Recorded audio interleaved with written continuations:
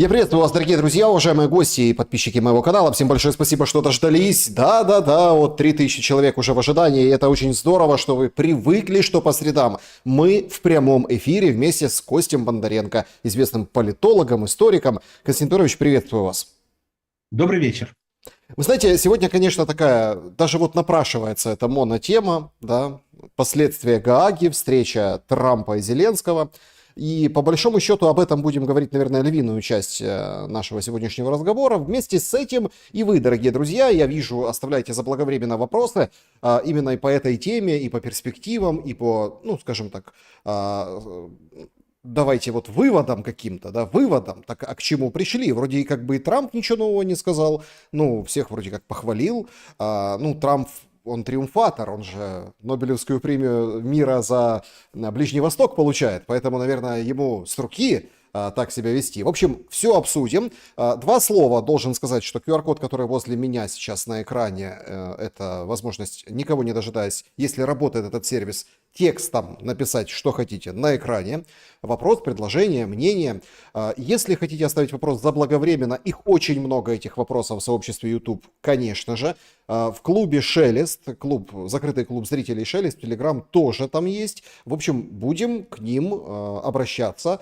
Не знаю, все попадут или не попадут, но думаю, что мы уделим время достаточно много этим вопросам, вашим вопросам. И чат трансляции в конце подключим, как обычно, пообщаемся с вами, уважаемая аудитория. Ну а пока предлагаем в чате трансляции проголосовать в следующем вопросе. Закончите предложение. Зеленский в Гааге.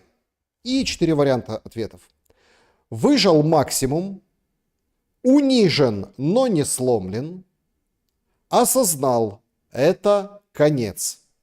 Или еще один вариант. Получил новый заряд потужности. В общем, такие 4 варианта. И давайте вот главное, да, сегодня обсудим. Что бы вы выбрали? Что Зеленский в Гааге? Какие вот итоги мы можем подвести сейчас? Ну, вы знаете, сложно сказать, потому что очень мало информации относительно того, что произошло в Гааге. При этом стороны, украинская и американская, так подали информацию, как будто бы это два абсолютно разных мероприятия, поскольку абсолютно разные взгляды. И, соответственно, Зеленский сказал, что мы там договаривались, говорили, в принципе, о прекращении огня. Трамп сказал, вообще о прекращении огня мы не говорили. То есть какая-то очень странная такая ситуация. Вот. Скорее всего, для Зеленского это абсолютно проходящая тема, проходная такая тема, которая абсолютно не сыграет никакой роли для него, скажем. Скорее всего, они встретились, судя даже по хронометражу встречи. Вот, они встретились, и Зеленский выслушал монолог. Вот. Он попытался вставить несколько фраз и сказал о том, что вот есть интересы Украины, но он снова нарвался на монолог Трампа. Очевидно, что служба протокола и советники Зеленского сказали, главное не перебивай. Главное не перебивай старика, пусть выговорится. Вот. И Зеленский понял, что на самом деле сейчас как бы симпатии Трампа вот, далеко не на стороне тех, кто хотят продолжать войну. Зеленский понял, что домашние заготовки, которые привез, они не подействовали. Зеленский понял, что Трамп, который хочет сейчас быть таким универсальным миротворцем, особенно на волне иранского этого, как бы это сказать, это скорее даже не победы там такой, а именно на фоне этого иранского шоу он хочет выглядеть миротворцами далее, там, умиротворить все возможные конфликты. И поэтому он понял, что, скорее всего, Соединенные Штаты не будут поддерживать его воинственные настроения. На Ну, Соединенные Штаты поддержит надежды. Европа, да. Да, именно. Более того, что в условиях, если мы посмотрим на выступления Мерца, Стармера и прочих, видно, что они фактически в разнобой, выступают в разнобой по отношению к Трампу. То есть они хотели бы в той или иной степени надавить на Россию. Да, они говорят, что военным путем мы не сможем сейчас решить вопрос, давайте снова экономические санкции, давайте поддержите наши санкции. в то время, когда даже внутри Европы нет единой позиции, и даже внутри НАТО нет единой позиции по поводу санкций. И Соединенные Штаты это не поддерживают. Соединенные Штаты явно понимают, что существует определенная выгода для того же Трампа, для тех же Соединенных Штатов от совместной игры с Путиным и с Россией. И это вносит очень серьезные волнения в среду как раз бывших партнеров Соединенных Штатов. Мы вот про Россию поговорим сейчас. Там очень какой-то удивительный в это время летит борт в Нью-Йорк. Да, да, да. 2 часа Очень, назад появилось сообщение, что какой-то борт, ну вот компания Россия это в основном высокие чиновники летят летают подобного рода бортами, но вот летит в сторону Соединенных Штатов. ну там сложно сказать. То есть, я так понимаю, сегодня саммит, ну как бы начался и заканчивается. Ну вот, Да, да? да. Соответственно, может... А мы знаем, что Трамп не любит нигде ночевать. Вот здесь можно его поддержать. Я, например, такой же. Да? Я вот где-то там, если там останься переночевать, я говорю, не-не-не, домой, домой, домой. И вот он, похороны Папы Римского, он там вроде как еще останьтесь, вот смотрите, сколько еще людей хотят там с вами встретиться. Не-не-не, он сразу раз-раз-раз и домой. И, судя по всему, с этого саммита он тоже, он, в принципе, сказать все, что хотел, он сказал. И, наверное, отправляется туда же, ну, имеется в виду в Америку. Но этот странный борт, ну, тут какой-то такой, действительно, разное предположение, кто это может быть.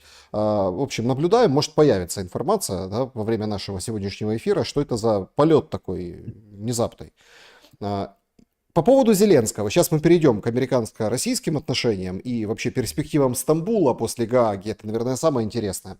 Но вот по поводу, ну вот смотрите, когда только вышел Зеленский из автомобиля в этом костюме, когда все заметили, что он в костюме, Да. и сказали, что, ну, ребята, то есть, да, там, понятное дело, он там специфический этот костюм, но это костюм. Все поняли, что встреча с Трампом будет, что Зеленский не хочет злить Трампа, что Зеленский пойдет на все, на то, что ему скажет Трамп. Правда, украинские там пропагандистские ресурсы говорят, не-не, подождите, это... А вот посмотрите, у него обувь такая, типа полутактическая, или там он не совсем, не отказался он от милитари стайла. То есть, мол, тихо-тихо-тихо, не думайте, что это большие перемены. Нас ждут большие перемены после встречи с Трампом? Вот если судить по облику гаранта. Вы знаете, я не знаю, но большие перемены нас ждут только в том случае, если в отставку уйдет Зеленский. При президенте Зеленском нас большие перемены не ждут. Нас ждут только косметические перемены. Поэтому я возлагаю очень большие надежды, что рано или поздно терпение Соединенных Штатов закончится. Ну, Трамп, говорит, хороший парень. Я Ну, понимаю, милый. это Он был нормально. Вы настолько знаете, мил, что когда более в милым он уже и не может быть. Это цитата когда в Трампа. 1979 году, вот буквально за неделю перед тем, как российские войска, советские войска вошли в Афганистан, вот, Хафизулла Амин был тоже хорошим парнем и нашим в доску абсолютно. И абсолютно это не мешало Советскому Союзу организовать вторжение в Афганистан. Поэтому, знаете, дежурные фразы, красивые улыбки в политике ничего не значат. А, Я бы хотел все-таки, чтобы вы прокомментировали, ну вот, саму встречу. Ну вот, вот меня лично, вот опять эти слайды. Вы знаете, я вот, не честно вам скажу, ну, это может некорректно, но тем не менее, это вот сразу всплывают такие аналогии. Когда условно там ты приходишь к старикам-родителям, их Да. фотографии на планшете, в смартфоне, ну уже многие, ну это я имею в виду вот то поколение, да, они их не устраивают. Они говорят, а что это, что мне это дает фотография? Ты распечатай мне, я возьму в руки, посмотрю, там на стену повешу. Ну это в бытовом общении там есть. Да. Такое ощущение, что сама демонстрация каких-то распечаток, вроде там были переданные тела или там какие-то, ну вот, вот этот скандал по поводу, да, там, вот смотрите, 20 тел Россия своих отдала, или что, или там пленные, да, которых возвращали, потому что об этом тоже говорили Зеленский и Трамп. Но это выглядит как-то унизительно, что ли, распечатать бумажки и тыкать в нос, ну, под нос Трампу. Вот сам характер встречи какой был? На самом деле, вот все бумажки, которые распечатываются перед подобными встречами, все разного рода слайды и все прочее, они носят характер исключительно декоративный. Они никоим образом не влияют на саму встречу, вот, на результативность этой встречи, на все то, что обсуждается. То есть бумажки больше предназначались не для Трампа, больше они предназначались для широкой общественности. Показать, какой молодец Зеленский, показал Трампу то, что ему не доносят его службы. Вот. На самом деле это не играет никакой роли, повторюсь. Вот. Что касается самого Трампа, ну, представьте себе, президент сверхдержавы, вот приезжает к нему президент, скажем так, государства, которое не играет значительной роли в мировых процессах, вот, и начинает ему демонстрировать нечто, Мгм. некие там фотографии, которые, давайте будем говорить со всем цинизмом, попросту воспринимаются как экзотика. Попросту воспринимаются как экзотика. Они не влияют каким-то образом на эмоциональную составляющую Трампа. Они не вызывают там определенную эмпатию, они не вызывают сострадания, они не вызывают, не прошибают Трампа. Он просто воспринимает это, ну да, есть такое, ну что, ну хорошо, это самое, да. О чем мы собирались поговорить? Давайте, господин Зеленский, перейдем к сути. Вот в этом как раз и является основа подобного рода шоу. Шоу на публику, не на Трампа рассчитано. А публика кто? Публика, те, которые потом обсуждают. Вот посмотрите, вот президент Зеленский попытался донести до Трампа или донес до Трампа определенную истину. Просто на этом саммите НАТО, если так посмотреть на него аналитически, не так вот, ну, понятно, что всех интересует судьба дальнейшей российско-украинской войны, это понятно. Ну, имеются наших зрителей и нас с вами, понятно, и это действительно болит. Но вот если так посмотреть и проанализировать само мероприятие, гвоздь программы был Эрдоган. Мгм. С Эрдоганом была анонсирована и проведена замечательная встреча. С Эрдоганом Трамп рядом стоял. Вот эта вся, скажем так, шобла, да, Урсула фон дер Ляйеновская, там, они были немножко в сторонке, с другой стороны, но какой-то ключ после событий на Ближнем Востоке, после вот этого перемирия, которое вот Трамп установил, и я так, это мое мнение, я могу ошибаться, он уже спуску не даст. Он не даст опять им стрелять, условно, ракетами друг в друга. То есть, если надо, цыкнет на Израиль, если надо, там, отбомбит еще по Ирану. Ну, то есть, это вот его победа. Его за это вот, в том числе, кроме Пакистана, еще и за это номинируют на Нобелевскую премию мира. Он не даст это, не может себе этого позволить. Гвоздь Эрдоган. И Эрдоган выходит с заявлением о том, что в российско-украинской войне мы очень близки, открывается новое окно возможностей для прекращения огня и установления прочного мира. Согласны вы с Эрдоганом? Смотрите, почему Эрдоган настолько действительно воспринимался как гвоздь определенный. Эрдоган занимает особую позицию внутри НАТО.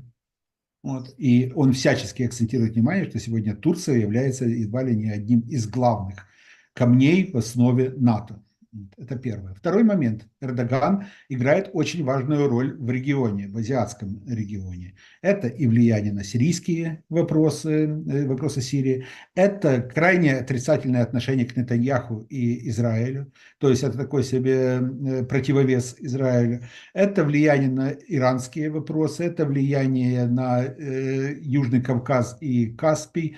Плюс ко всему это попытки еще и мобилизовать туранский мир, так называемый. То есть Эрдоган сегодня очень активен. Эрдоган, и давайте рассматривать фактически руководство Турции как двойную звезду. Эрдоган и министр иностранных дел Фидан. Вот, они выступают в тандеме сегодня. И Трамп понимает, что с Эрдоганом необходимо сегодня очень серьезно дружить. И в этой ситуации Эрдоган посылает сигнал, что он готов также выступать более активно, как определенный регулятор украинских вопросов. Вот. У Эрдогана достаточно такая интересная игра относительно России.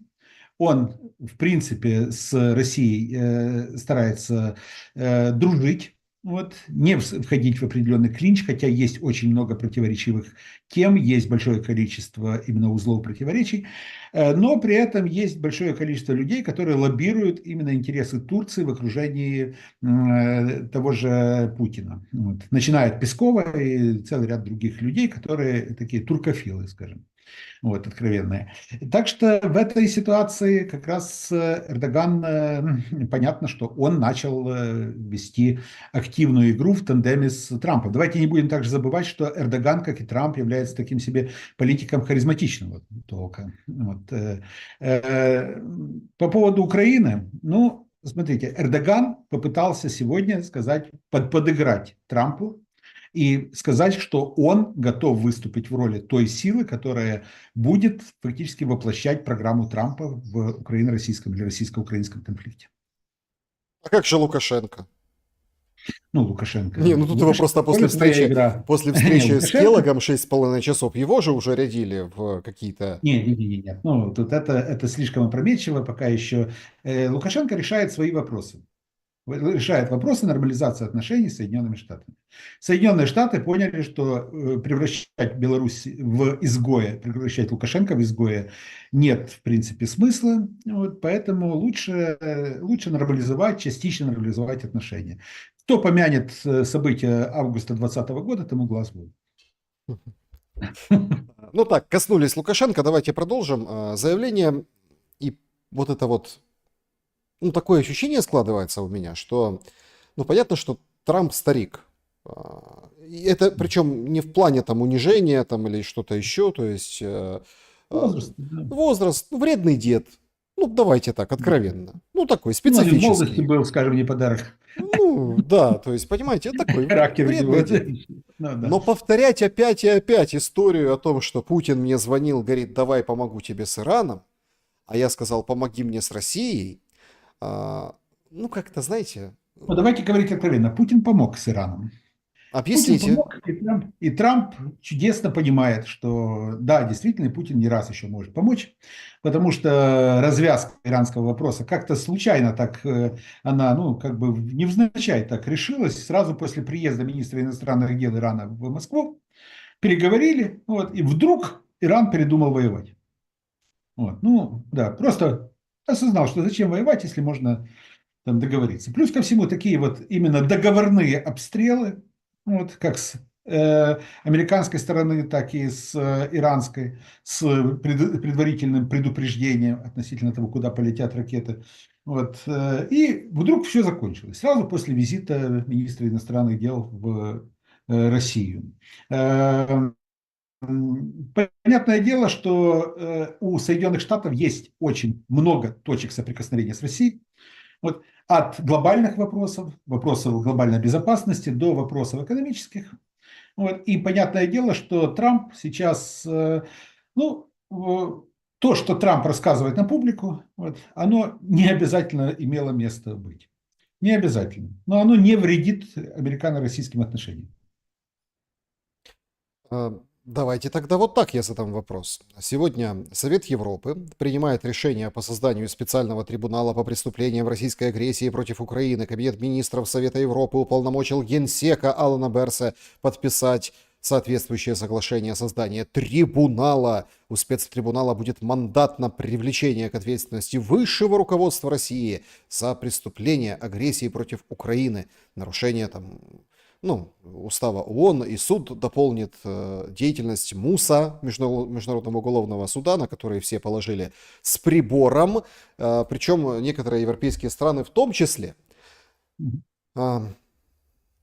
Мы же слышали Зеленского до встречи с Трампом, вообще в рамках его визита, выступления, да, там, шахеды он считал в нидерландском парламенте, говорил про 8 миллионов дронов, просил давить, санкции вводить, и трибунал говорил.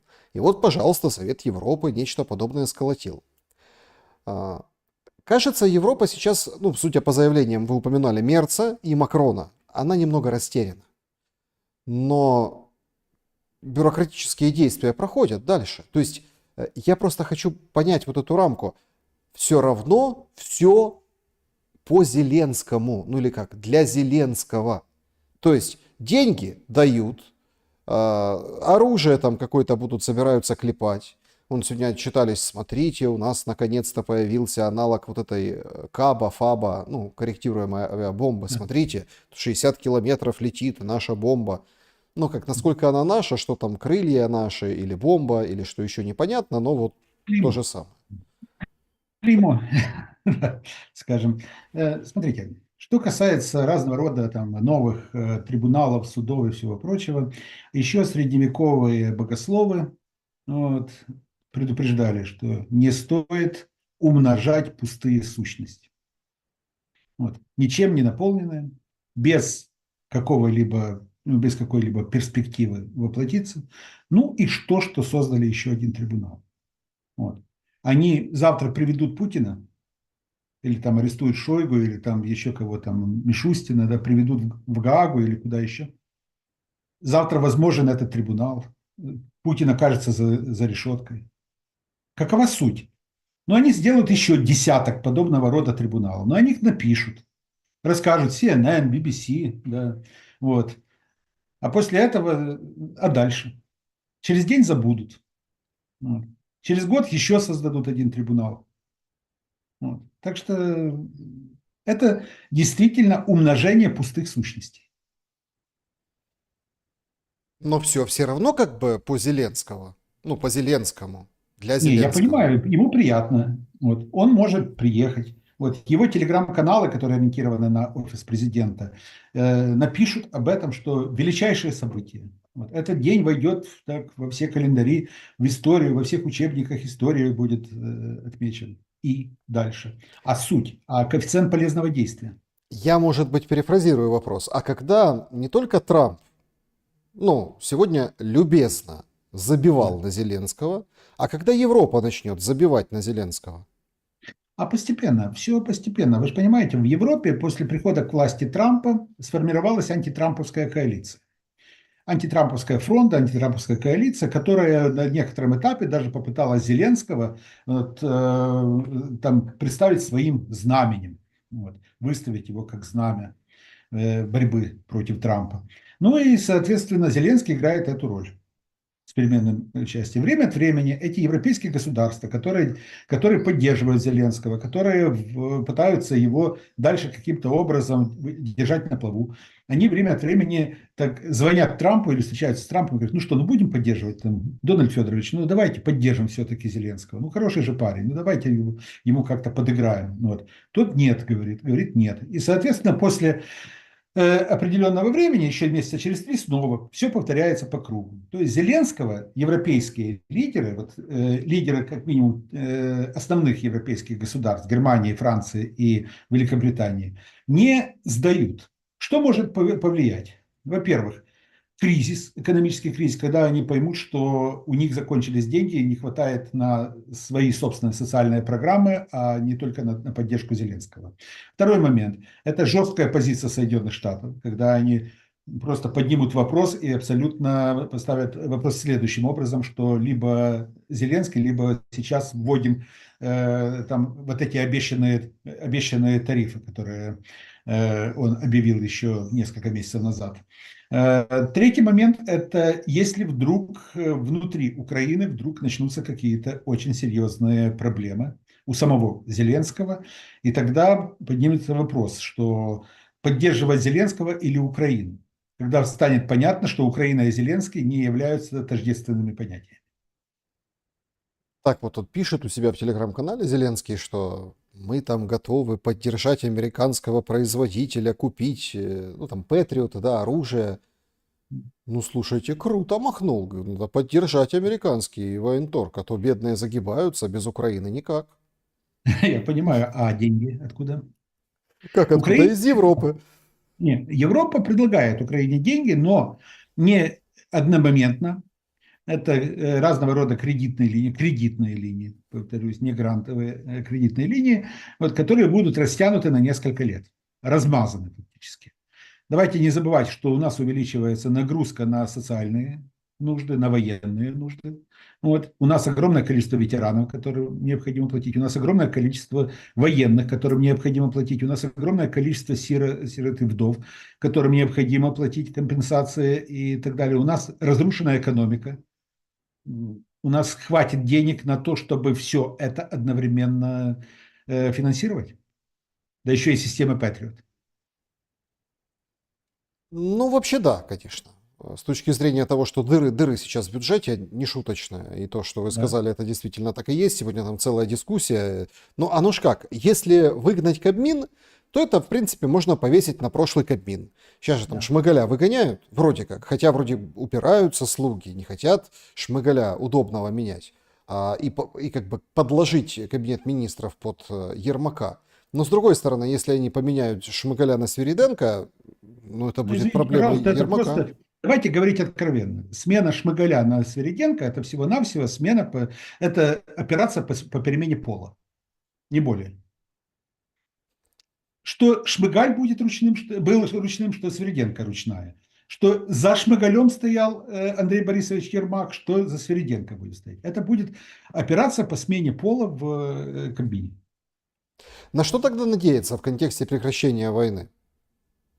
Только на внешнее влияние и на то, что в Украине начнет наконец-то просыпаться самосознание той части населения, которая формирует партию мира, а не партию войны.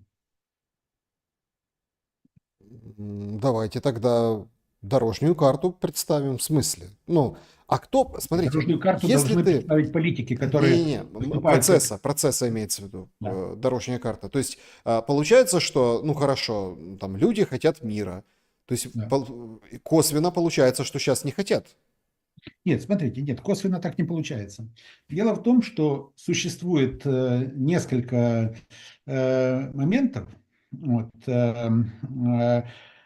первый момент. Любой социолог, я общаюсь со многими социологами, они говорят, что вот та социология, которую представляют там для офиса президента, которую офис президента выбрасывает в средства массовой информации, это не социология, это мурзилка. Это откровенная мурзилка. Почему? Потому что вот, от 70 до 80% респондентов отказываются отвечать на вопросы интервьюеров.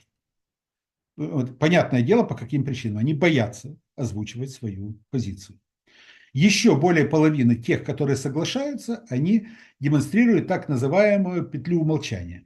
Вот есть такое понятие. Вот когда люди попросту хотят, отвечают, точнее, на вопросы интервьюеров, вот, заведомо отталкиваясь от социально мотивированных или там политически мотивированных позиций.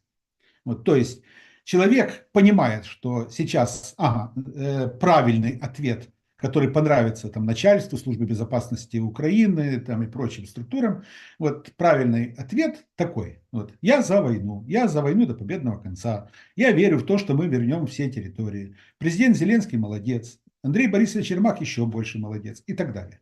То есть все это формирует определенную позицию, и человек в общении с интервьюерами на прямой вопрос дает прямой ответ. Иногда им еще задают формирующие вопросы, которые нужны специально.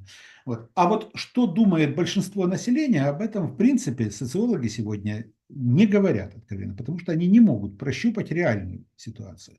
А у нас очень запуганный народ. Народ, который скажем так, не поддерживает официальную позицию, но при этом боится выйти на улицу, чтобы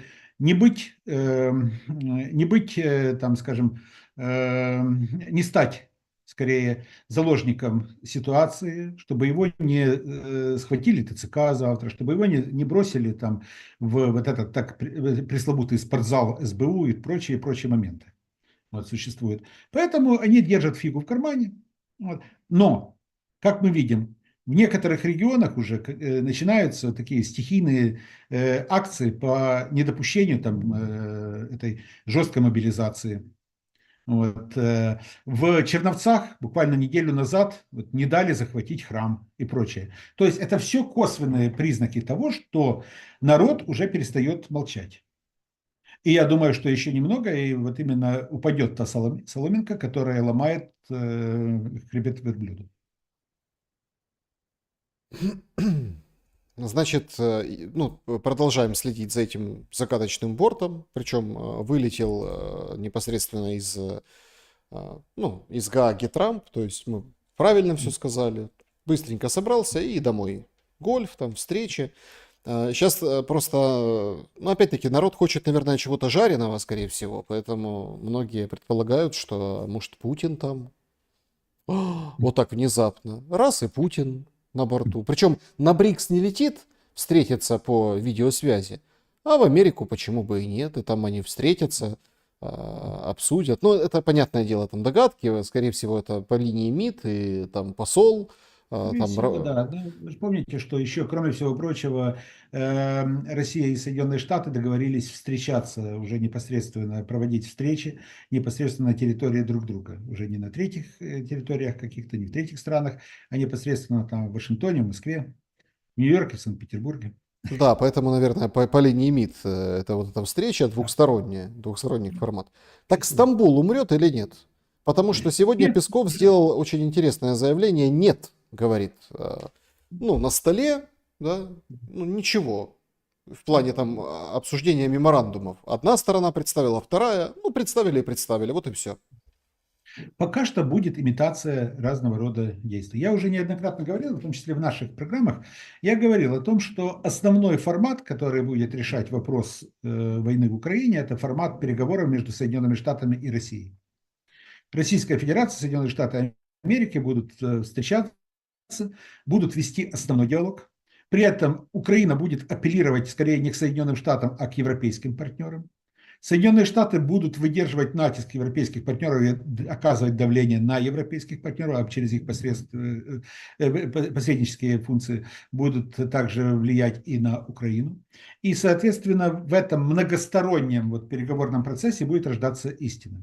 А уже между Украиной и Россией формальные переговоры будут состояться только тогда, когда договорятся сильные мира сего. По поводу сильных мира сего, по поводу Ермака, он у себя публикует, ну, такие, конечно, лихие кадры. Набор смайлов, как обычно. Не-не-не, не набор смайлов. Опять он перестрел Рубио. Но, скажем так, это все в попыхах после встречи. Он подбежал к Рубио, жмет ему руку, заглядывает в глаза, виновато. А Рубио, блин, не получился, моргнул. А, а другого кадра не было, понимаете? И поэтому, ну вот так вот опять получается, то возле туалета, то на выходе со встречи, причем там попадает в кадр Трамп, который так косится на это все с явным там презрением. То есть опять не получилось у Ермака, ну вот поймать Рубио, как говорится, живого, так, ну так живехенького, взять его за грудки, сказать, давай обсудим с тобой ситуацию на поле боя. Ну что тут сказать? Ну, старается Андрей Борисович, ну, хочет понравиться Рубио. Ну, вот, не знаю, химия как-то не получается, не получается. Ну, Рубио женщины нравится. Видимо, да. Если мы посмотрим на ситуацию, которая вопиющая на самом деле, это все за внешнеполитическим и, ну, понятное дело, там, военным, ужасным с точки зрения там прилетов, трагедий человеческих, да, вот сегодня 25 число в Днепре траур, да, там 21, по-моему, человек насчитали уже погибшие. Ну, это последние данные, которые их там достают. В общем, 170 раненых. В общем, кошмар, что произошло. В аккурат под визит. Вот все как надо. Все как вот по нотам. Ну, это так, эмоциональная составляющая. А есть же абсолютно практическая. Как вам кажется, насколько события на фронте сейчас влияют на вот эту международную политику? Потому что, послушав брифинг Трампа, послушав Зеленского, почитав его посты, Ермака опять того же, да, который ловит Рубио и пытается прокачать свой Инстаграм, говорит, оставляйте вопросы в сторис, я отвечу. Чего-то там даже ответил по поводу там поддержки НАТО, которая сильна как никогда. Такое ощущение складывается, что вообще фронт живет своей жизнью. Такое впечатление у меня складывается, что на самом деле фронт живет своей жизнью. И вы знаете, чем меньше политики вмешиваются в ситуацию на фронтах, вот, тем больше, я думаю, может быть толка.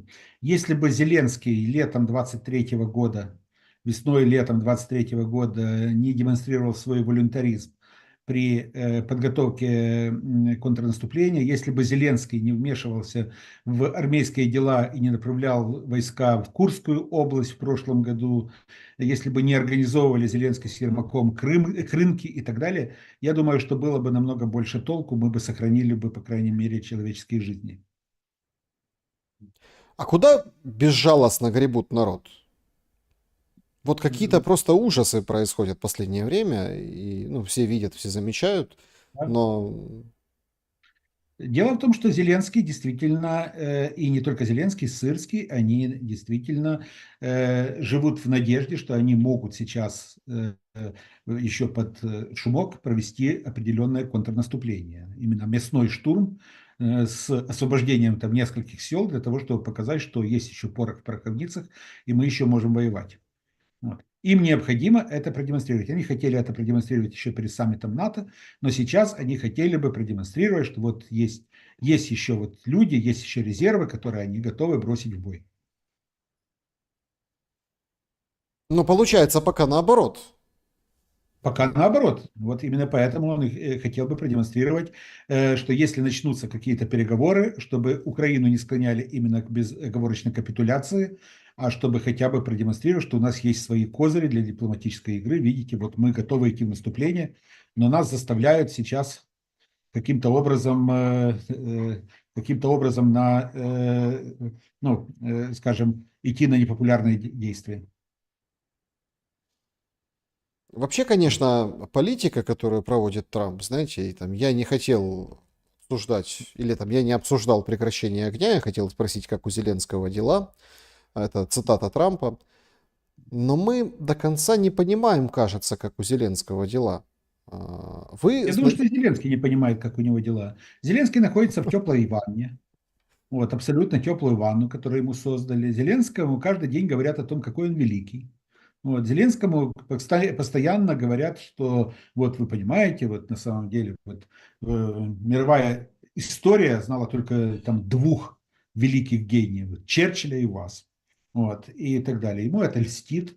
Вот. Ему говорят о том, что вот он же не на голом месте говорит, что мы там выдавливаем российские войска из Сумской области, он же не на голом месте говорит о том, что мы сейчас перехватили инициативу и прочее. Вот, на самом деле ему приходят сводки соответствующие. Вот. И его держат именно в этой теплой ванне информационной. Все вот эти вот глупости, которые нам кажутся глупостями, они от того, что вот он в это верит абсолютно. Он в это верит. Ну, давайте еще один штрих и пойдем дальше по внутриполитической ситуации, это что тоже интересно. Там есть еще таких две интересных темы, которые я хотел бы с вами обсудить предметно, да, на перспективу. Но все-таки подытожим, потому что это, я считаю, что это вот прям, это примечательно важно. Владимир Зеленский. Я надену костюм, когда закончится война. Может быть такой же, как у вас, а может быть даже лучше или дешевле. Посмотрим. Это в овальном кабинете он говорит. Ну, то есть Да. мы же помним этот ответ. Другой был ответ. Когда мои солдаты на фронте в камуфляже, я не могу позволить себе выйти в пиджаке. Когда я в костюме, это значит, что страна в безопасности. Пока этого нет, я в форме. То есть, вот это цитата Зеленского по поводу внешнего вида. И тут выход вечерний, кстати, на авансцену. Газеты «Бильд». После насмешек над его одеждой в овальном кабинете Зеленский пошел в атаку в костюме. Пиджак Зеленского немцы восприняли как знак очень тяжелого положения Украины. Я поэтому и спрашиваю, как дела у Зеленского. Украинский президент в костюме — необычное зрелище. С момента начала войны Зеленский появляется на публике лишь в военных свитерах, брюках оливкового цвета. Ситуация в Украине остается драматичной. Фронт горит, а повседневная жизнь сопряжена с потерями и опасностью. Несмотря на это, президент появился в Гааге в костюме. Сменить образ президент решил явно не случайно. Ведь сейчас речь идет о получении многомиллиардной финансовой помощи, военных обязательствах и о том, насколько тесно Украина будет интегрирована в НАТО в будущем. Это Бильд, кусочек, ну там, материала. Наш сегодняшний эфир называется «Пуговица на пиджаке». Когда она оторвется? Вы знаете, вопрос в том, что какая из пуговиц, вот это первое, вот, потому что пиджак предусматривает целый ряд пуговиц. Когда Зеленский появился в пиджаке, знаете, сразу вспомнились слова героя Броневого из фильма «Тот самый Мюнхгаузен». Ну, кто теперь воюет в двубортном? Так вот, это как раз о Зеленском. Вот, то есть он поменял моду в ходе войны. Да? А вот что касается пуговиц, ну, это, вы знаете, я думаю, что есть очень много желающих оторвать пуговицу. Константин Петрович, Да. тут бывшая солистка «Не ангелов», Слава Завинская, Да. по-моему, да? Ну, в общем, она сфотографировалась с Януковичем. Ну, или с человеком, очень похожим на Януковича. И сообщила, что это фото она сделала на Канарах. Ну, в географии, особенно в печенебельных курортов, народ малосведущ, но немножко все встрепенулись от этого. Канары, Да. это же, как говорится, не Ростовская область. Да, ну я не думаю, что Виктор Федорович посещал Канары даже в старые времена. Вот. Ну, ничего чрезвычайного на Канарах, скажем так, нет. Вот. Канары, Балеары, в принципе, абсолютно доступные курорты, но не для всех. И, понятное дело, не для Януковича. Скорее всего, это не столько фотография, сколько фотошоп. Ну, и Вот, скорее всего, это была... искусственный Или интеллект. искусственный Потом уже, интеллект. да, Да. разложили. Скорее всего, да, она попросту решила пошутить. Вот. Ну, такая вот шутка, так что, ну... Нет, просто, понимаете, вот эта Слава Каминская, она ведь подняла совершенно другие пласты среди людей. Ну, эмоций имеется в виду. Понятное дело, что ее там, наверное, читают люди, которые, ну, переживают за страну, но они по большей части ее читают, наверное, по другому поводу, да. Слушали ее песни, нравится там творчество, сама по себе там нравится она. И люди подписываются в Инстаграме, она в Инстаграме это выставила. Но смотрите, я с удивлением подчеркиваю, судя по комментариям к вот этой новости, ну, которая там сгенерирована с искусственным интеллектом, что люди скучают по Януковичу. Представляете? Знаете, скучают не по Януковичу. Скучают не по Януковичу. Скучают по тем временам, которые существовали до 2014 года. Скучают по стабильности. Скучают по той ситуации, когда у нас не было врагов по периметру. Когда все наши соседи были нашими друзьями, а не все соседи были нашими врагами. Вот. Скучают по тем временам, когда была стабильная валюта, когда Восток и Запад могли находить общий язык, когда на трибунах во время матчей Евро-2012 вот, украинцы чувствовали себя украинцами, вне зависимости от того, они происходили из Донецка и Луганска или из Львова и Ужгорода. Вот. То есть те времена, которые сейчас кажутся абсолютно далекими, забытыми временами, и многие люди попросту переоценили вот это десятилетие, даже уже больше десятилетия, которое мы прожили после Майдана. Когда нас звали на баррикады, так всех нас звали на баррикады, кто-то пошел, кто-то не пошел, кто-то согласился, кто-то не согласился, потому что обещали лучшую жизнь, а в результате вышло, знаете, маємо те, що маємо, как говорил первый президент Украины. Вот. Когда Украина еще не была антироссией, вот, а была Украиной, вот именно в этом было ее призвание – быть Украиной, а не быть антироссией. То есть все это существовало до 2013 года.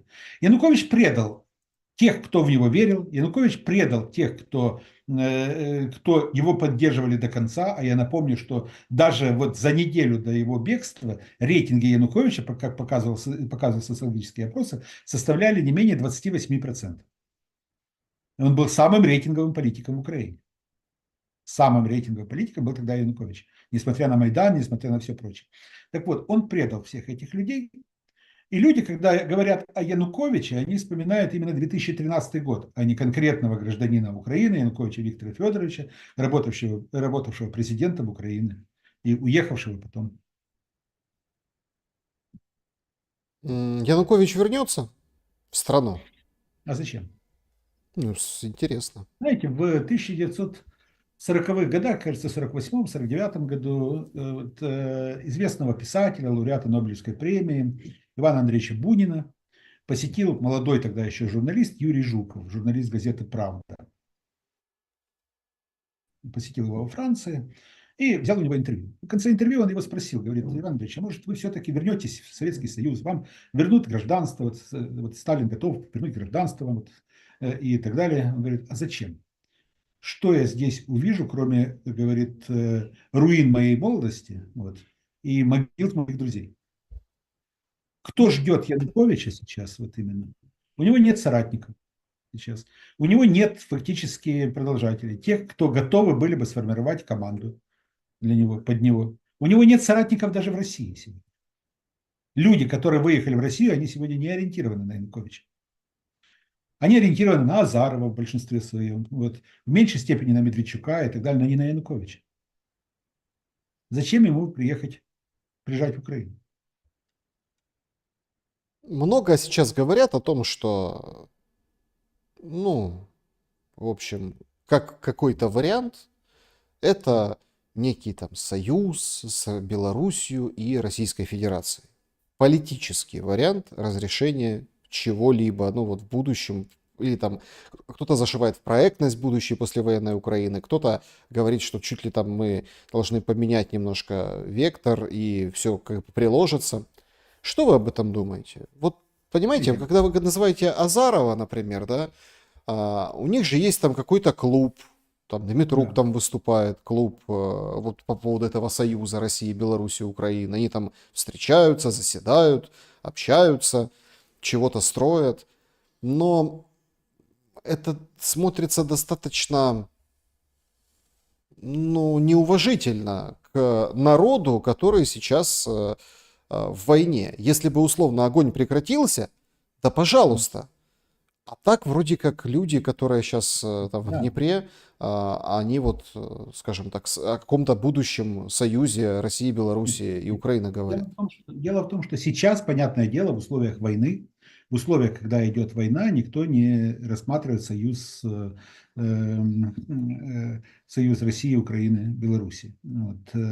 Ну, кто в Советском Союзе в 1945 году вот, мог предположить, что враги Советского Союза, Венгрия, Румыния, часть Германии и так далее, окажутся внутри единого блока, политического блока Варшавского договора. Через 5 лет, в 1955 году был создан Варшавский договор. А в 1944-1945 годах они еще были врагами. Вот. События иногда развиваются очень динамично. Есть определенные естественные процессы, которые определены законами, цивилизационными законами. Тот же Сэмюэль Хантингтон, покойный ныне Сэмюэль Хантингтон, которого Горбулин в свое время привозил в Украину и который в 1998 году выступал в Институте стратегических исследований. Вот, он в свое время определил, что Украина, Беларусь, Россия принадлежат к одному цивилизационному полю. Одна цивилизация, православная цивилизация. Да, у нас есть определенная основа. Но Запад пошел по пути именно концепции Бжезинского, который сказал, что нет, это все не годится. Вот, мы должны оторвать Украину от ее определенных корней, изменить ее цивилизационную сущность. Это то же самое, что в человеке поменять генотип, вот, просто переписать гены. И, соответственно, в этом плане как раз Украину попытались вот насильственно вот видоизменить. показать, что все то, что было Украина до 2014 года, это не Украина. Настоящая Украина вот начинается сейчас. Вот это революционная, майданная, с большим количеством так называемых мирных активистов, вот с фигами в сторону России, вот покажем еще раз фигу, споем еще раз частушку про Путина, вот, с однозначной там, значит, интеграцией в Евросоюз, а как-то не получается, не выходит. И вот поэтому, если только будут определенные процессы вернуться в естественное русло, если завтра изменится определенный политический ландшафт в мире, в Европе, да и в Украине в целом, вот, я думаю, что мы рано или поздно можем вернуться к старой цивилизационной основе. Вот. А поскольку многие процессы сейчас идут в ускоренном режиме, намного более ускоренном, чем в 20 веке, то, соответственно, я думаю, что мы можем не через 10 лет, а значительно раньше получить определенные геополитические конструкции, которые сейчас многим кажутся абсолютно фантастическими. Константин Петрович, я вот хотел еще уточнить у вас, а что вот в чем секрет? Вот именно исключительно политический. Причем я всех приглашаю на телеграм-канал Константина Петровича. Я немножко так пытаюсь прощупать и приоткрыть завесы его будущих курсов, да, лекций, ну, таких программ, прям таких мощных, длительных, то есть интересных. Поэтому вся информация на его телеграм-канале. Переходите на телеграм-канал Константина Петровича, там интересуйтесь. Я почему вот так вот пытаюсь, да, немножко как бы приоткрыть вот этот, не ящик Пандоры, да, а приоткрыть вот эту завесу таинственности. Я не могу понять двух вещей. И я хочу, чтобы вы их сравнили. Почему все лижут зад Трампу? Вот эта вот история с Рютте сегодня. Типа там папочка, да, а Трамп говорит, я согласен, что я папочка. А если там что-то не так, я его там ударю. То есть я даже не хотел, ну, смотрите, мы могли вообще с вами очень интересно разговор построить, описывая и анализируя саммит НАТО, ну, вообще, как он прошел. Потому что были там такие моменты, да, Никак. очень... Не-не, я имею в виду с точки зрения отношений политических, да, Рютте, который там лезет с Украиной, а Трамп морозится, говорит, не-не-не, там он про свое, а тут говорит папочка, а тут говорит, а я согласен, что я папочка. И все ему, понимаете, все вот перед ними, есть такое выражение, очень популярное у меня в нашем регионе было, на цирлах. Да, все на цирлах носятся, все вот это ним. Даже бедная, вот прям жаль ее стало. Хоть обратно в миротворец вноси, чтобы как-то морально поддержать Тулси Габбард.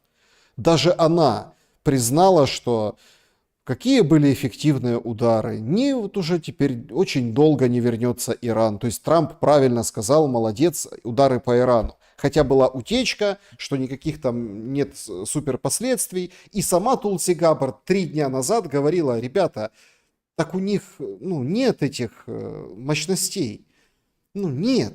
То есть они готовы врать, они готовы не отвечать за свои слова, лишь бы понравиться. Это вот одна сторона, одно плечо. А второе плечо, да елки-палки, с Зеленским точно так же у нас в Бамонте. Ну, это политика. Это политика на самом деле. Это Грибоедов, горе от ума. Вот. Упал он больно, стал здорово. Помните, Максим Петрович. Вот Максим Петрович, описанный Грибоедовым вот в «Горе от ума», это как раз именно олицетворение этой политики. Вот. Трампа, несмотря на все, все-таки вот поняли, что он падок на лесть, что он готов жить в определенном иллюзорном мире, ему необходимо подыгрывать, и ему подыгрывают вот, в этом отношении. Это все игра. Вот. Тот же Рютте понимает, что кто он без Соединенных Штатов, условно говоря.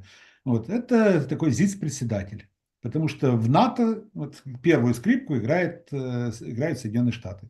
А если завтра Соединенные Штаты вдруг скажут, что да не хотим мы финансировать НАТО, вообще выходим мы из НАТО, не нравится нам этот блок, вот, создадим что-нибудь новое. Вот.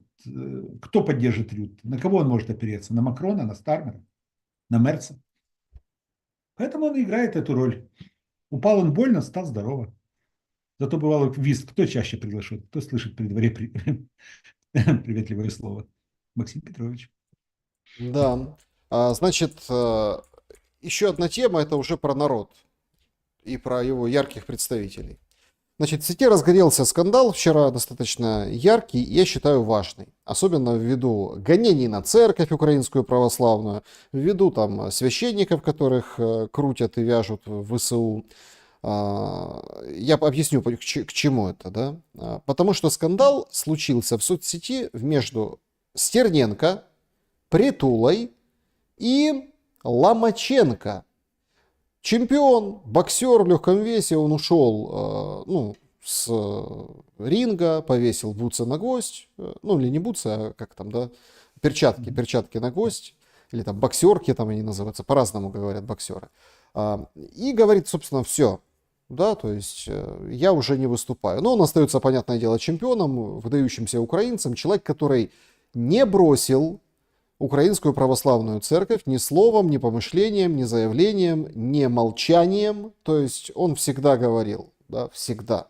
Он высказался об ударе по Белгород-Днестровскому лицею. Он оттуда родом. Ну вот, одесский парень, то есть Вася Ломаченко.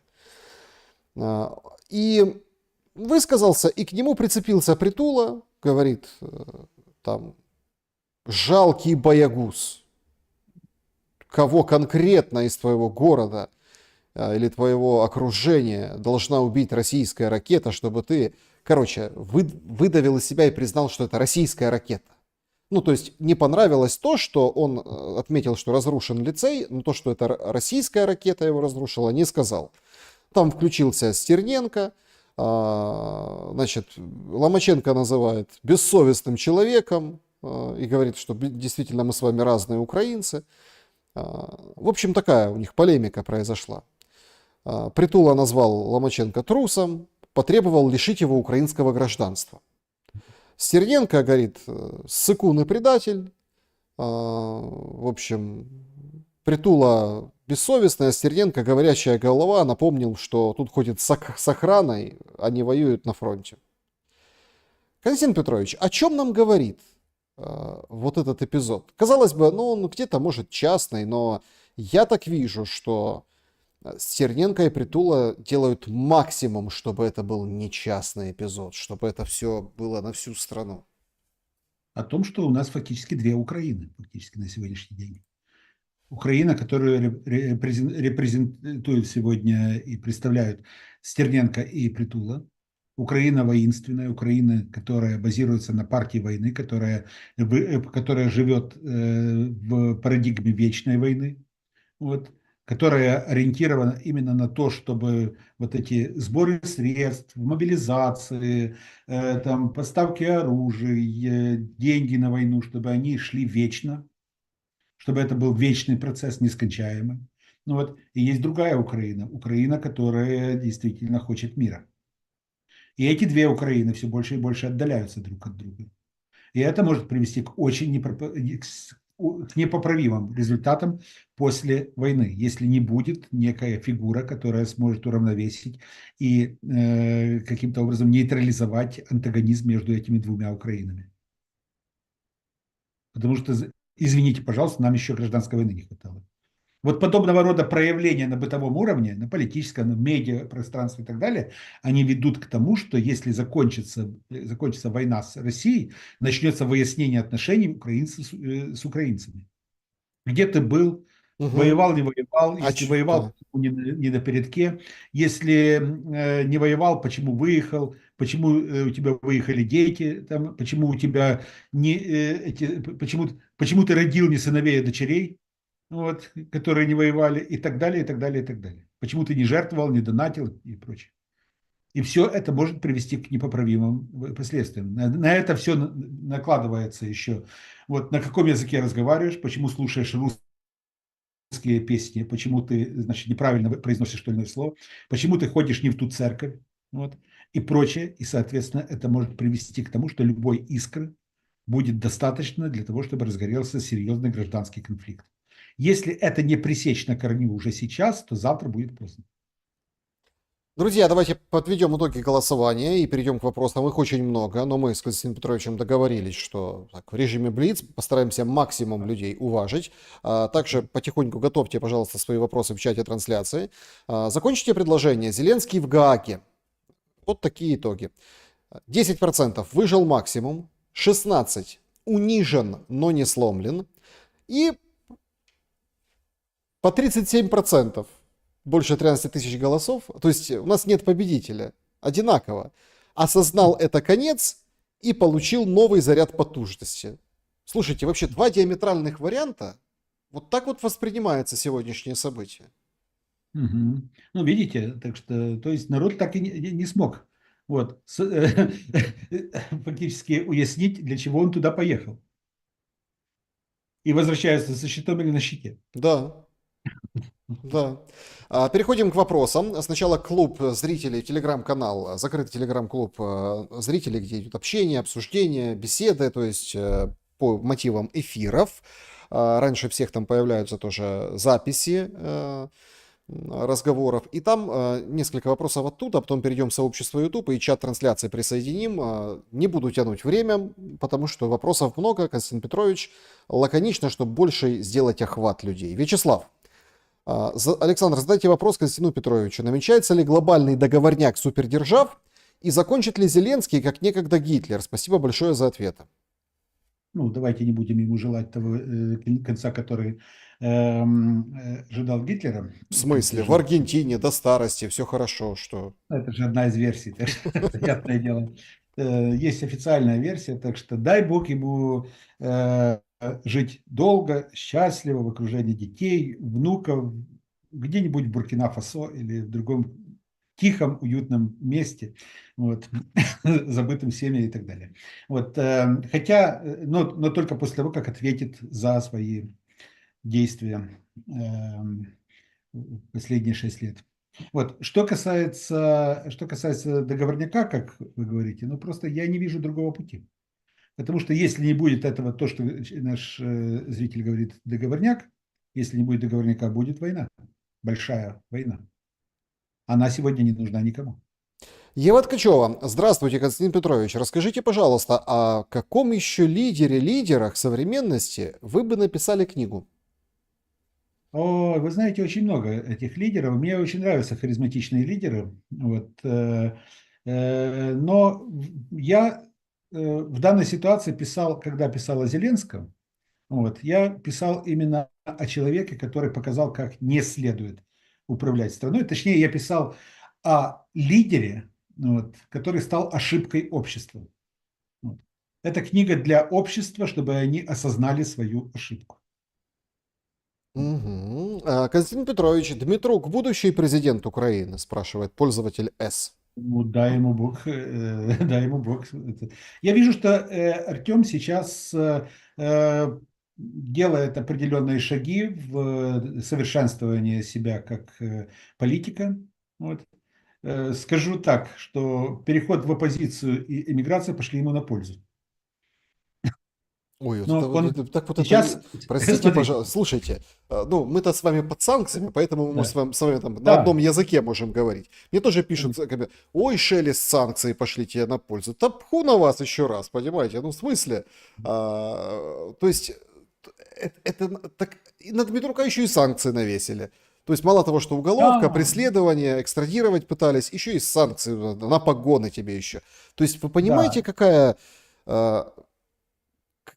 ну вот, ну, Оруэлл какой-то, да, мир это война, Смотрите, война да, это ну вот мир. сидит кучка злобных троллей там, значит, в этом на Банковой, вот, и думает, а что еще сделать вот такого, чтобы, да, плохого, чтобы такого сделать плохого, вот, и придумывают постоянно. Но что касается Дмитрука, насколько я понимаю, пока что ему по возрасту не позволяет Конституция баллотироваться. Ой, видели мы ту Конституцию, Константин Петрович? Отвечу я так по-одесски. Дмитрук же с Одессы. Он говорит, видели мы ту Конституцию? Значит, вопрос, Алекс, Константин Петрович, ждет ли судьба Чаушеску Зеленского? Ой, вы знаете, уже и Гитлера, и Чаушеску. Слушайте, сколько судеб Зеленского ждет судьба Зеленского. Вот. Вот это Главное. И тут главное сейчас думать о том, чтобы вот Зеленский не стал президентом во второй раз. Вот. А уже чем закончится его жизнь, как закончится, это только одному Богу известно. Да, значит, э, значит, переходим к сообществу YouTube.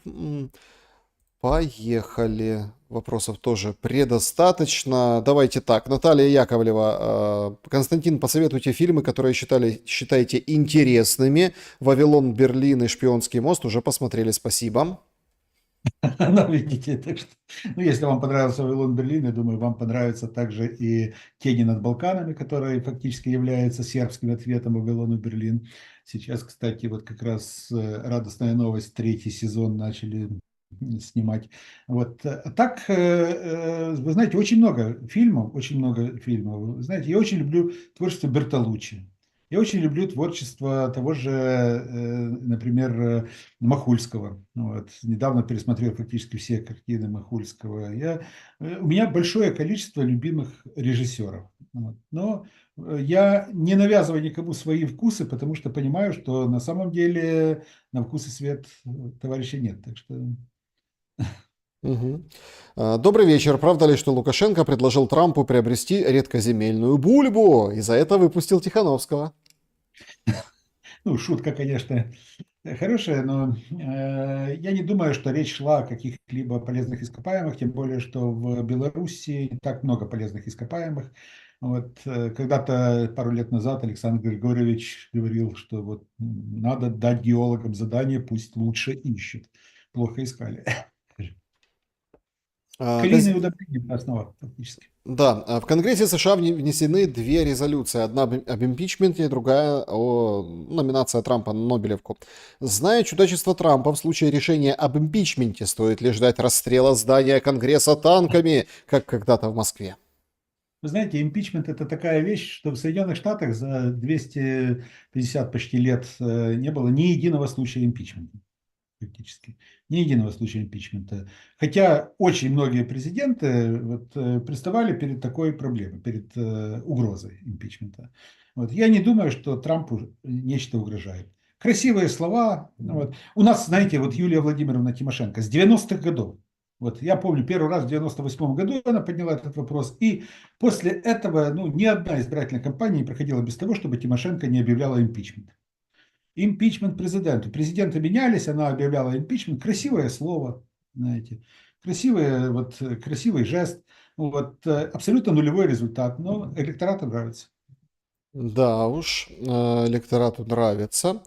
Тут кто-то кричит звук, звук. Ребята, черканите нормально все, поставьте плюсик, если все хорошо по поводу звука. Мы продолжаем. Значит, Да, хотел просто извиниться, я сейчас в дороге фактически. не-не, тут человек пишет вроде как, вы знаете, что пропало, как вы, все, беда, все, там, все, Ясно. вот это Потому вот. что я думаю, может, технические моменты, поэтому вот вы видите даже, что я не в обычном антураже так, сейчас. Нет, все в порядке должно быть. Сориентируйте, друзья. Значит, продолжаем. Александр, прошу вас, задайте вопрос Константину Петровичу. Посмотрела я тут, Татьяна пишет, Володина, видео Золкина в автобусе с гражданскими, отправленными на обмен. Если Золкин снимает это, выкладывает на публику, значит ему это нравится. И он уверен, что зрителям тоже понравится.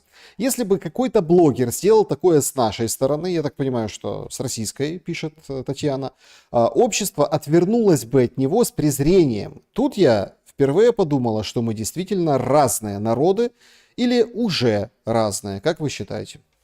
Нет, на самом деле мы не настолько разные. Разные подходы у пропагандистских машин, разная система пропаганды, разные задачи, которые ставятся на уровне именно создания информационных продуктов. Вот. А народы у нас очень похожи. Мы живем приблизительно, у нас одинаковая там, пирамида Маслоу, там, скажем так. У нас одинаковые потребности, у нас одинаковые мечты о будущем. Вот. А то, что политики используют разные приемы, это уже другой вопрос. Александр Кость Петрович, доброго ночера. Epic Fail RD Фейлар, наверное, да? В общем, или Фейлот. В общем, человек, пользователь. Значит, знают ли в Европе и США методы мобилизации в Украине? Как донести до них информацию об унизительных и травматичных методах работы ТЦК и полиции? Благодарю. Они знают, очень хорошо знают, но при этом считают, что это внутренняя проблема Украины. Вот если вы думаете, что в Европе живут в иллюзиях, вот, что Украина демократическое государство, и что у нас все соблюдаются нормы закона, вот вы очень ошибаетесь. Если бы у нас действительно воспринималось наше государство как абсолютно демократическое, в котором уважаются права и свободы граждан, то людей, которые бегут от мобилизации, людей, которые бегут из Украины, не принимали бы с распростертыми объятиями в Европе. И выдавали бы обратно, наверное. Лина Востроилова. История повторяется и ничему не учит. Дорошенко рассчитывал на турок, но ему хватило ума присягнуть на верность русскому государству. Мазепа на шведов. Скоропадский рассчитывал на помощь немцев. Петлюра продал Украину Польше. Бандера снова на немцев. Зеленский на кого? На Британию. На Британию. Это мы неоднократно говорили, то есть он для себя выбрал внешний ориентир. Вот, да, проблема украинских лидеров, начиная с позднерусских, малороссийских и так далее, вот, и украинских лидеров как раз именно в том, что они не верили в собственные силы, а надеялись исключительно на поддержку именно сил внешних. Значит, Слава потрясающий вопрос задает. Если есть транснациональные корпорации, Да. то возможно ли появление транснациональных профсоюзов? И как скоро они будут объявлены террористическими организациями? Кстати, очень интересная мысль. У меня есть очень много друзей, которые как раз именно увлекаются левыми идеями.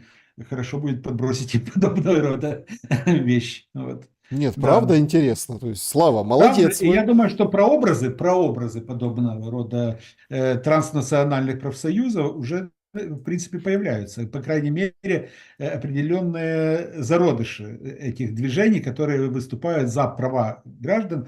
Я думаю, что появятся сейчас уже те структуры, которые будут выступать за права прекариата. Вот это нынешний, можно сказать, новый пролетариат, вот, которые будут именно сейчас выступать за разного рода вещи, которые, как они считают, должны быть без границы, которые должны принадлежать, которые не должны приносить сверхприбыль тем или иным корпорациям. Вот, условно, партия пиратов, вот, которая возникла 10 лет назад, примерно 10 лет назад во многих европейских государствах, это, в принципе, прообраз, это зародыш именно подобного рода движения. Но Глеб, мысль очень добрый... интересная. Да, Глеб, добрый вечер, Константин Петрович. Чувствуете ли вы давление или ущемление со стороны зарубежных коллег по историческому сообществу из-за вашей позиции к нынешней ситуации в стране? Нет, я стараюсь общаться с теми коллегами, которые, в принципе, разделяют мои мысли и которые во многом, с которыми можно дискутировать, а не которые отворачиваются. Вот, знаете, когда-то Александр Александрович Блок выступал перед публикой уже после революции, вот, в году 18-м он выступал, ему пришла записка. Вот, мы с другом читали ваши стихи и ничего не поняли. Вот. Он ответил: выбирайте себе умных друзей. Так, значит, добрый день, Андрей Туркан, в общем, Андрей. А, Прокомментируйте, пожалуйста, информацию о задержании в Иране 3 украинских диверсантов. Спасибо. Ну, я думаю, что это должен комментировать Кирилл Алексеевич Буданов, а не, а не политологи. Вот. В данной ситуации возникает вопрос, ну, я точно знаю не больше, чем вы, я знаю о приговоре, вот, и из средств массовой информации знаю, вот, но что они там делали, кто их туда послал, и ради чего, но это должен ответить, наверное, руководитель той спецслужбы, которая их туда направляла. Это либо господин Иващенко, либо господин Буданов.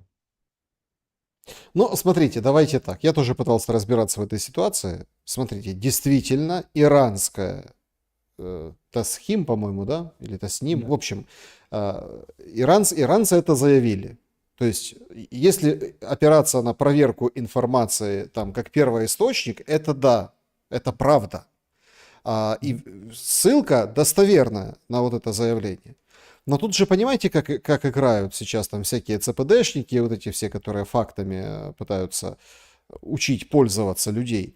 Что, мол, ну Иран, война, вы что, верите Ирану? Это же сущее зло, пху на него, вы что? Что, неправду говорят? То есть, понимаете?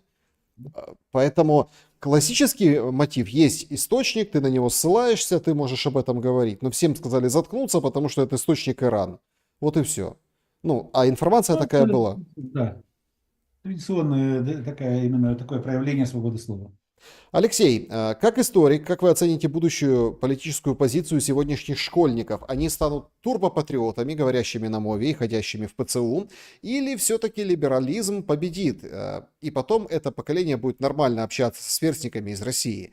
Разве реально за 10 лет пропаганды перешить культурный и ментальный код нации, сделав всех галичанами?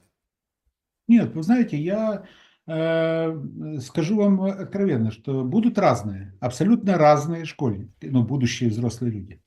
Будут приспособленцы, они были во все времена, которые приспосабливаются под любую политическую ситуацию, прогибаются, потому что считают, что только таким образом они могут достичь каких-то карьерных высот. Будут свои фанатики, которые будут звать на баррикады и прочее, махать там флагами, потому что, ну, так у них устроена их психология. Будут петь «Батько наш Бандера, Украина маты», даже если это уже перестанет быть мейнстримной линией.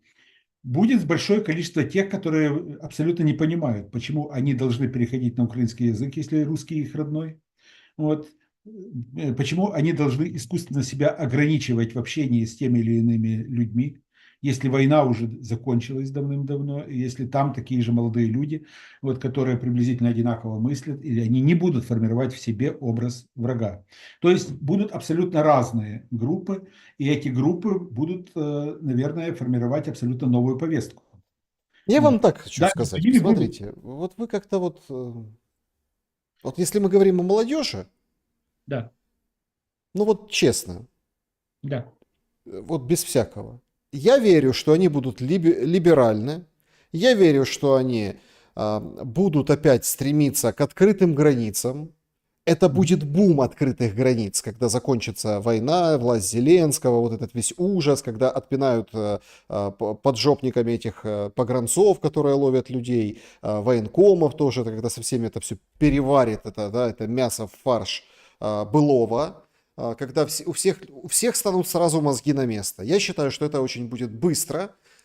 И знаете, что самое главное? Людям, вот этим молодым, надо деньги давать, зарабатывать. Устраивать их Вот на говорю, проекты. поэтому. Я Устраивать поэтому их и на... говорю о том, что нет, я не согласен, что они будут все либералами. Будут, еще раз повторюсь, будут разные категории. Но Одни будут за деньги либералами, другие по идеям, да? будет очень много радикалов. Знаете, когда-то Жорж Клемансо, известнейший французский политик, один из величайших французских политиков конца 19-го, начала 20 века, вот, его обвинили в том, что он начинал свой политический путь в политику как радикал, а потом стал реакционером. И он сказал тогда слова: если ты в молодости не был радикалом, ты, говорит, осел. А если ты в зрелом возрасте не стал консерватором, ты трижды дурак, сказал. Грубо, но приблизительно он очертил именно эволюцию многих молодых людей. Многие молодые люди будут вот проявлять определенный бунт против более старших поколений. Вот. И, соответственно, будут рассматривать старшее поколение, как обычно, сквозь призму поколенческой борьбы отцов и детей. Вот.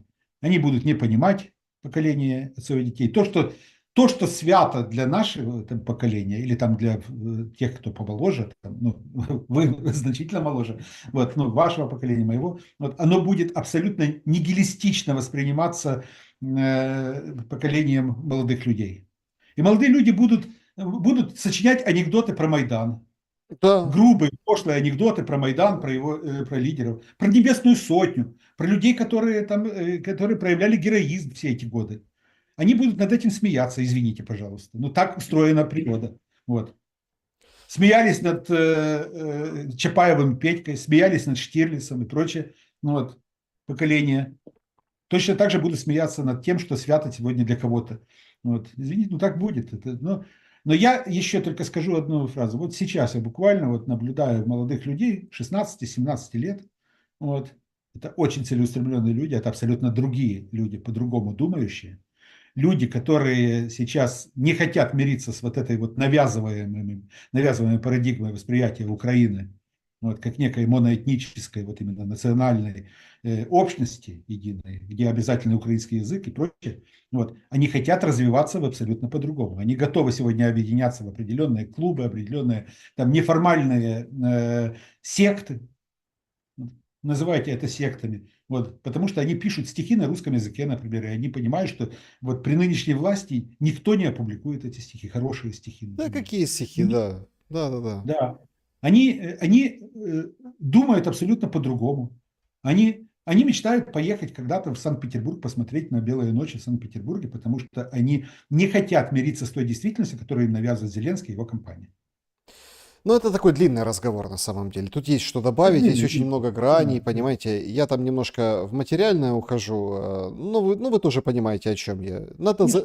Вот это мы с Баумейстером беседовали, он говорил, а вы только вот просто головой подумайте, ну, вот включите мозги. Вот все говорят, советская власть, там такая-сякая. Каждый районный центр завели клуб, туда этих работников клуба. Село.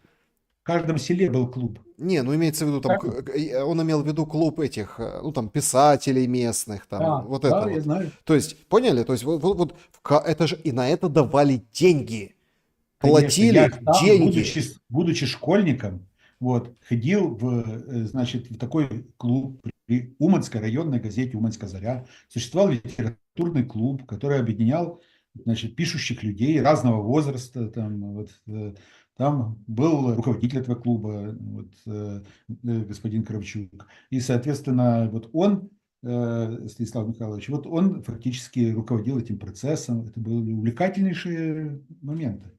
Я А, познакомился еще школьником, будучи, познакомился с огромным количеством действительно интересных людей. Светлана, добрый вечер. Сегодня на Майдане произошла акция протеста. Как вы думаете, это не начало ли это отрезвления украинского общества? Есть ли общество Очень шанс странная изменить? акция, честно скажу, очень странная акция, потому что непонятно ни цели, никто ее организовал, никуда они потом дальше пошли, чем закончилось. Потому что какое-то все нелепое было, нарочитое. Мгм. Константин Петрович, Петр, олицетворяет ли украинец, севший на стул Ван Гога и сломавший его, Украину с Европой? Стул для Смотрите, там, украинца, чтобы смотрите, сидеть, а для Европы не факт. Смотрите, есть момент. Да, действительно был сломан стул Ван Гога, но это декорация, там, значит, это определенная инсталляция, скажем. Но нигде не сказано, то есть я посмотрел оригиналы вот, новостей, вот, ни в итальянском варианте, ни в англоязычном варианте нигде не сказано, что это был именно украинец. Вот это уже интерпретация. Мгм. Это уже интерпретация, поэтому он мог быть кем угодно. Мог быть кем угодно. Некий грузный мужчина с тоже, скажем так, не худенькой женщиной заходят. Вот он садится, стул ломается, а они бегом пытаются убежать. Вот. Но кто они, об этом полиция не сообщает, кто они по национальности и гражданству. М, У меня один вопрос. Если Конституция на паузе, то и гражданин ничего не должен этой стране. И что вы думаете по поводу стояния военных сегодня на Майдане? То есть... Но опять же, если нет результата этого стояния, то о чем мы можем говорить? А то, что должно быть так, что если государство не выполняет свои обязательства перед гражданами, то граждане тоже не должны выполнять обязательства перед своим государством. Это должно быть так в любом нормальном обществе. Другое дело, что мы не живем в нормальном обществе. Это да. А, Значит, Денчик. Добрый вечер, Александр, и всегда положительный Константин. Вопрос.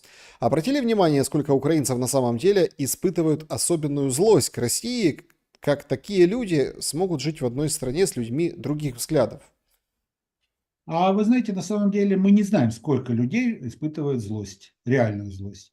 Есть люди, которые испытывают реальную злость на, скажем так, на психологическом уровне, это уже стало определенной идеей фикс. Есть люди, которые испытывают временную злость под влиянием средств массовой информации и так далее, испытывают злость, потому что так надо. Есть люди, которые делают вид, что они испытывают злость тоже потому, что так надо. Вот. И есть люди, которые попросту не декларируют свои реальные позиции и настроения. Infant Terrible. Приветствую, Александр. Константин Петрович, вам вопрос. Если исчезнет Россия и Путин, против кого Украине придется дружить и чем будете мотивировать? Будем мотивировать. За что одни вечными врагами будут? Ой, да у нас полно. Я думаю, что мы можем переключиться потом на Польшу. Вот, Молдавию можно выявить, там, в крайнем случае, Турцию, там, кого угодно можем. Вот, выбираем объект и, соответственно, включаем систему пропаганды. Историкам даем задачу написать, что там споконвічна боротьба українського народу проти молдаван или там проти словаків, там, значит, формувала наш світогляд и наш характер. Вот, и так далее. Вот. И дальше, соответственно, через 10 лет эта страна, выбранная нами как враг, будет врагом, только поднести спичку, все всполыхнет. Мгм.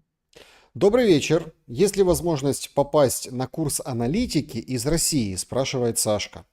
Есть. На самом деле в данной ситуации есть один аспект. Курс сам проходит, ну я физически нахожусь за рубежом. Вот. Организатор этого курса – зарубежная структура. Вот. Соответственно, прошлый курс, когда я проводил в прошлом году, у меня было 4 или 5 человек из России. Вот. Тут единственное, что надо попросту согласовать вопросы там, финансового характера, как раз это можно связаться, всегда можно написать там моим помощникам, они в принципе там подскажут, как это все происходит. Мгм. Артур, сколько народу погибло в гражданскую? Знак вопроса. Сейчас многие считают развал Союза незаконным, соответственно, война Россия-Украина гражданская. Непримиримые, как и тогда, уедут, а остальные будут жить в мире. Знаете, ну давайте не будем обманывать себя, не гражданская это война сегодня. Гражданская война, она происходит между, скажем так, определенными классами, сословиями, группами и так далее населения одной страны. Вот. Но не являлись Украина и Россия как раз на момент 22 года там, единой страной. Вот. Так что давайте не будем говорить, повторять глупости относительно гражданской войны. Гражданская война может наступить непосредственно, вот я постоянно об этом говорю, и ее нельзя допустить. Вот. Потому что она, если она настанет в Украине, она будет сопровождаться целым рядом катаклизмов, в том числе религиозными войнами. Она будет сопровождаться там, разного рода там, противостояниями разных регионов друг против друга, бандитскими войнами и прочими моментами, из которых, дай бог, чтобы мы через несколько лет вышли, потому что все эти войны, они абсолютно реальны, и они попросту могут привести к тому, что в центре Европы окажется второй Сомали. Нельзя допустить этого ни в коем случае. Ирина, 6 тысяч погибших, когда отдадут родственникам? А это уже вопрос технического характера.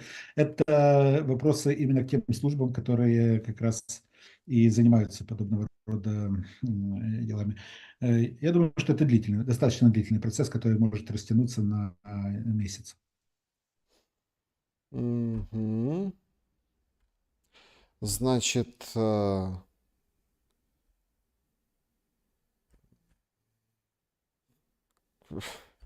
значит, что такое победа Украины? Ну, в общем, такие вопросы, да? Этого не знает никто, на самом деле. Что такое победа Украины, вот сегодня никто не может сформулировать. Вот, да, раньше было проще, можно было сказать, что победа Украины – это выход на границы 91 года. Этим лозунгом манипулировали, этим лозунгом пытались как бы усыпить бдительность граждан. Вот. Сейчас ни Зеленский, ни Ермак, никто не может сказать, что такое победа Украины, что такое образ победы Украины. Мгм. Тут это минимизация горечи от проигрыша. Вот. Вопрос от Светланы. Считаете ли вы, что Путину выгоден Зеленский? Если да, то чтобы что? Получается, не с режимом идет война? Да нет.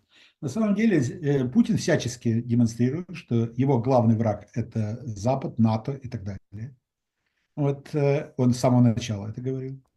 Вот, а украинская власть, Зеленский и так далее – это марионеточный режим, который необходимо ликвидировать в Украине, ну, ликвидировать, необходимо, что называется, освободить Украину из-под иго этого режима, как говорила пропаганда. Не случайно в июле 2021 года, за полгода до войны, появилась статья о единстве русского и украинского народов, написанная Путиным. Вот, так что есть приоритетность. Поэтому я и говорю, что Путин вот, будет вести переговоры в первую очередь с Соединенными Штатами и Западом, а потом только уже с Украиной, представителями Украины. Акмал Ибрагимов, скажите, пожалуйста, до каких пор англосаксы будут уничтожать русских и украинцев, обманывая разными провокациями? Вечно. До тех пор, пока они будут существовать. Ну, история показывает, что ну, не могут они Чё им уживаться вместе. Русские, подождите, почему им, ну, не вломить? ну, этот вопрос задают со времен Ивана Грозного. Угу. Наверное, потому что вот не состоялся брак Ивана Грозного с Елизаветой Английской, вот, наверное, до сих пор еще аукается. Я шучу, конечно. Я шучу. Да уж. А, Значит, в чем для Украины выгода воевать с Россией и русскими? А тут не про выгоду. Это просто-напросто по принципу свистни, Ванька, ты дурнее или глупее. Значит, Елена Аравийская. Вопрос. Разделение Украины на три части: зоны, Россия, нейтральная и Галичина. Насколько это возможно? Это, кстати, Арестович рассказывал в каком-то из Нет, эфиров у меня. существует и такой план, и его представляли еще в ноябре прошлого года. Трампу даже представляли этот план, но на сегодняшний день никто этот план всерьез не воплощает. А Как что, один подождите, а план, что воплощают всерьез? а ничего, вот в том-то и дело. Пытаются сейчас договориться, что давайте остановимся на линии соприкосновения, а уже потом будем думать, каким образом обустроить Украину.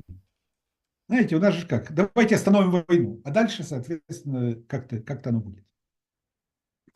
Кость, а на Майдане разве с чужими гражданами воевали? И в Донецке, и в Харькове, и в Одессе, и в Луганске? Ну, типа, с чужими гражданами воевали? Евгений Репин спрашивает. Конечно, Получается, нет. что с Донбассом это Ну, гражданская война? подождите. Нет.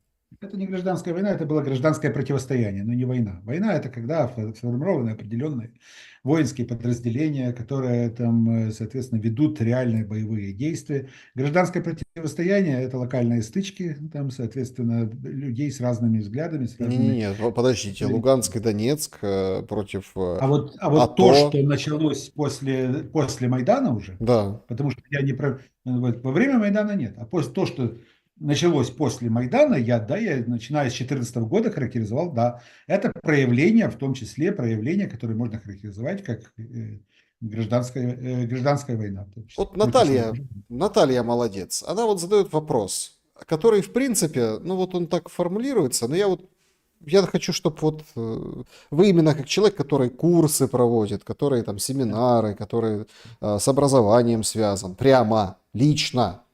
Значит, Наталья задает вопрос. Почему в нынешней Украине невозможно трудоустроиться в соответствии с уровнем полученных знаний? А это как раз именно и является одним из тех моментов вот, несовершенного государства, вот, когда знания вот, не всегда являются критерием именно успешности человека. Вот. Понимаете? Да и плюс ко всему, сегодня программы учебные построены таким образом, что умные люди не нужны. Вот. Не воспитывают людей именно вот, умных, воспитывают людей полезных. Друзья, я очень надеюсь, что этот эфир был вам полезен. Вам большое спасибо, больше 25 тысяч онлайн. Поставьте, пожалуйста, лайк, не забудьте. Константин Петрович, я очень благодарен за время и мысли. Спасибо и вам, и надеюсь, до новых встреч. Берегите себя и друг друга. Мы с Константином Петровичем увидимся через неделю, в следующую среду. Следите за новостями на его канале, за новыми видео на моем канале. Увидимся. Добра и света, несмотря ни на что.